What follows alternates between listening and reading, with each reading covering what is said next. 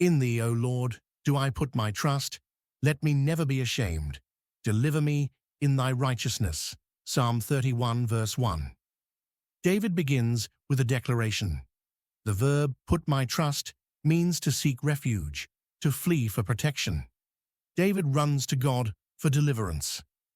Let me never be ashamed carries eternal significance. The construction means not ever.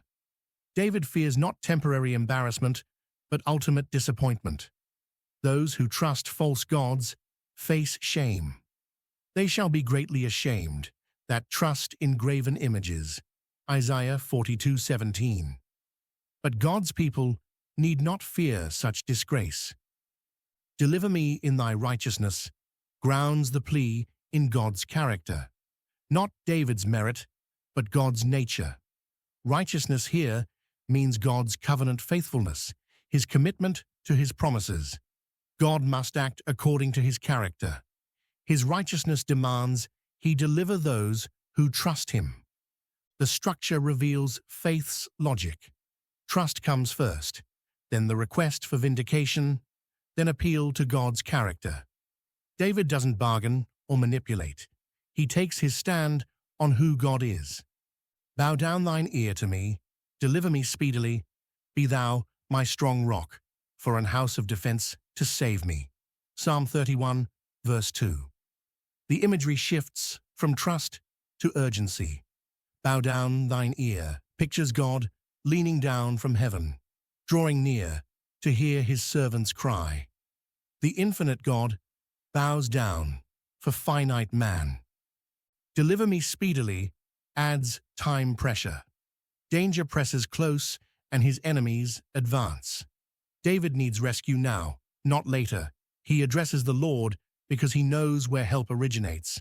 Several metaphors describe God's protection. A strong rock refers to a rock of strength or a mighty cliff. Picture a fortress built on solid stone, an unassailable position.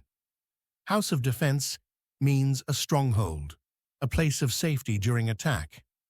The combination suggests both foundation and shelter. These images appear throughout David's life. When he fled from Saul, he hid in rocks and caves. His place of physical hiding became spiritual pictures. Moses first used this language. He is the rock, his work is perfect. Deuteronomy 32:4.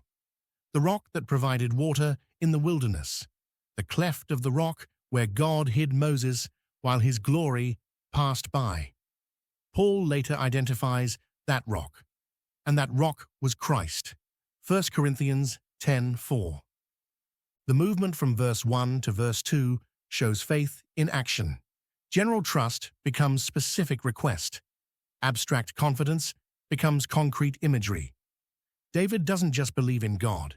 He runs to God for immediate help. 4 applications emerge from this passage. First, shame belongs to idolaters, not to God's people. They that observe lying vanities forsake their own mercy. Jonah 2:8. Second, God's righteousness obligates him to save those who trust him. As Abraham declared, "Shall not the judge of all the earth do right?"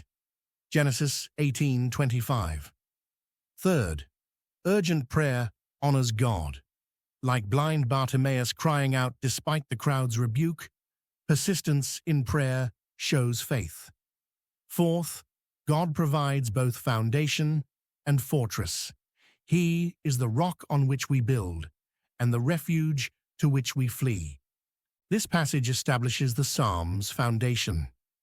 David faces real danger. He needs immediate help. But rather than panic or scheme, he runs to his rock. David claims his covenant rights. He appeals to God's character and asks for swift deliverance.